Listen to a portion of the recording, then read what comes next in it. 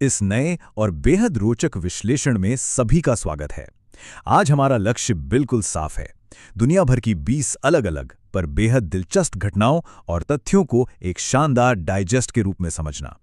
जटिल विषयों को एकदम ऐसे डिकोड किया जाएगा कि वे आसानी से याद रह सकें। तो चलिए, बिना किसी देरी के शुरू करते हैं।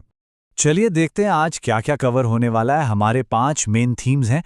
पहला, रक्षा और वैश्विक संबंध। दूसरा, शासन और डिजिटल तकनीक। तीसरा, खेल और मानव उपलब्धियां। चौथा, विज्ञान, प्रकृति और पर्यावरण। और पांचवा, भारतीय इतिहास और राजव्यवस्था। इस तरह ग्रुप करने से जानकारी को याद रखना काफ़ी आसान हो जाता है। शुरुआत करते हैं पहले हिस्से से, रक्षा और वैश्विक संबंध। ग्लोबल स्टेज पर नेशनल सिक्योरिटी और इंटरनेशनल पार्टनरशिप्स को समझना आज के समय में बहुत ज़रूरी है।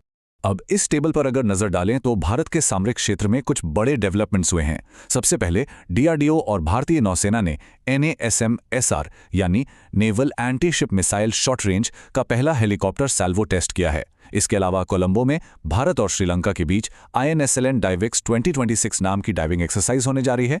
और हाँ, नई दिल्ली में मिलिट्री कॉन्ट्रैक्ट्स और आफ्टर सेल सपोर्ट पर भारत और रूस के वर्किंग सबग्रुप की 5वीं अहम बैठक भी हुई। ये सभी कदम रक्षा नेटवर्क को काफी मजबूत बनाते हैं। सैन्य रक्षा के साथ साथ कूटनीति भी उतनी ही अहम है। मई 2026 में वियतनाम के वर्तमान राष्ट्रपति टो लैम भारत की राजकीय यात्रा पर आने वाले हैं। और एक और बड़ा अपडेट, 2026 में भारत की ब्रिक्स अध्यक्षता के तहत नई दिल्ली में संस्कृति कार्य समूह की पहली मीटिंग आयोजित की जा रही है। ये दोनों ही इवेंट्स 2026 की कूटनीतिक दिशा को स्पष्ट रूप से दर्शाते हैं। चलिए, अब आगे बढ़ते हैं और देखते हैं कि ये सब डोमेस्टिक लेवल पर कैसे जुड़ता है। हमारा दूसरा थीम है शासन और डिजिटल तकनीक, क्योंकि कोई भी ग्लोबल स्ट्रैटेजी मजबूत घरेलू प्रशासन पर ही टिकी होती है। क्या कोई अंदाजा लगा सकता है कि यह नंबर क्या दर्शाता है? 90। ये कोई आम आंकड़ा नहीं है। नए पंचायत विकास सूचकांक यानी PAI 2.0 में किसी भी ग्राम पंचायत को अचीवर या A+ कैटेगरी तक पहुंचने के लिए कम से कम ये स्कोर हासिल करना ही होगा। जमीनी स्तर पर विकास मापने का ये एक कमाल का पैमाना है।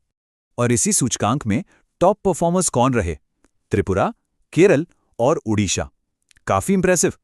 वहीं नागरिक नेतृत्व में एक और बड़ा अपडेट है।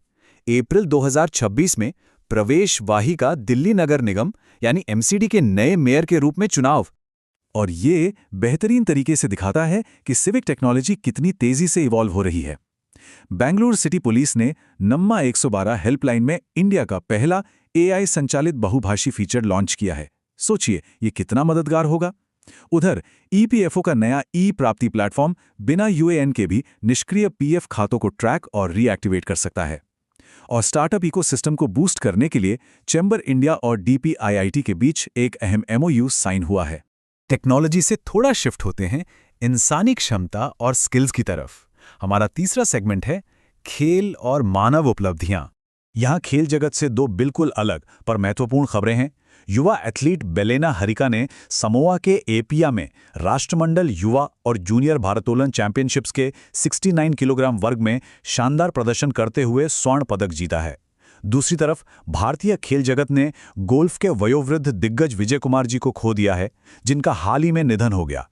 अब चलिए मानव उपलब्धियों से बाहर निकलकर प्राकृतिक दुनिया की तरफ चलते हैं। चौथा सेगमेंट, विज्ञान, प्रकृति और पर्यावरण।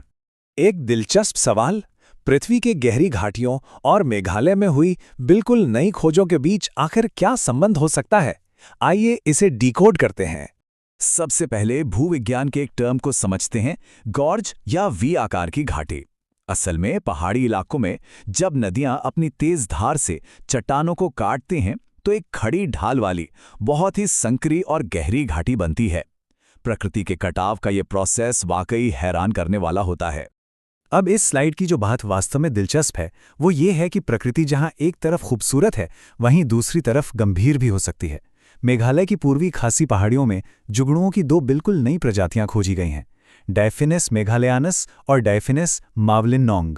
लेकिन इसके ठीक उलट मीनामाता रोग जैसी गंभीर सच्चाई भी है, जो पर्यावरण में पारे यानी मरकरी के जहर से फैलने वाला एक बेहद खतरनाक न्यूरोलॉजिकल सिंड्रोम है। आइए अब अपने आखिरी सेगमेंट की तरफ चलते हैं, जो हमें हमारे इतिहास और कानूनों से जोड़ता है। 5वां हिस्सा, भारतीय इतिहास और राजव्यवस्था। साल 1925 इतिहास के पन्नों में यह वर्ष भारतीय स्वतंत्रता आंदोलन के दौरान हुए ऐतिहासिक काकोरी ट्रेन एक्शन के लिए दर्ज है। ये सिर्फ एक तारीख नहीं है, बल्कि उन साहसी कदमों का प्रतीक है जिन्होंने भविष्य की मजबूत नींव रखी। ऐतिहासिक मील के पत्थरों के साथ साथ संवैधानिक ढांचा कैसे काम करता है, ये समझना भी जरूरी है।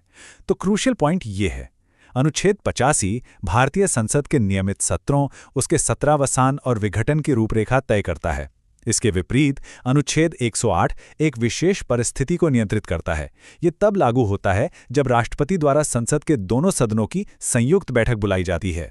और इस पूरे विश्लेषण का समापन एक बहुत ही शक्तिशाली विषय के साथ होता है, लचीलापन, नवाचार, सहयोग और स्थिरता का निर्माण। ये 2026 के लिए भारत की ब्रिक्स अध्यक्षता का आधिकारिक विषय है। अब जाते जाते एक विचारोत्तेजक सवाल, इस तेजी से बदलती दुनिया को बेहतर ढंग से समझ